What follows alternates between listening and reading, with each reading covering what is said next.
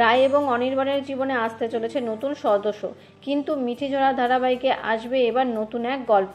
ছোট পর্দার রায় ওরফে আরাত্রিকা মাইত্রী শীঘ্রই শুরু করবেন সৃজিত মুখোপাধ্যায়ের আগামী ছবি লহ গৌরাঙ্গের নামরের শুটিং, যার ফলে সেই কয়েকটা দিন ধারাবাহিকের শুটিং থেকে ছুটি প্রয়োজন অভিনেত্রীর।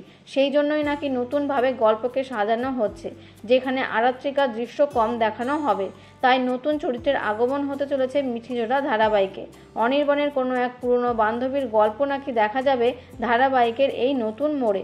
সন্তান সম্ভবা রায়ের শারীরিক অবস্থা নিয়ে যে খুবই সমস্যায় পড়তে হয়েছে অনির্বাণকে, সেই দৃশ্য এতদিন দেখা যাচ্ছিল। অন্যদিকে বোন নীলুর সঙ্গে সম্পর্কের অবনতি হয়েছে রায়ের। বোনের সঙ্গে সম্পর্ক টালমাটাল, সেটাও নায়িকা মন থেকে মেনে নিতে পারছে না।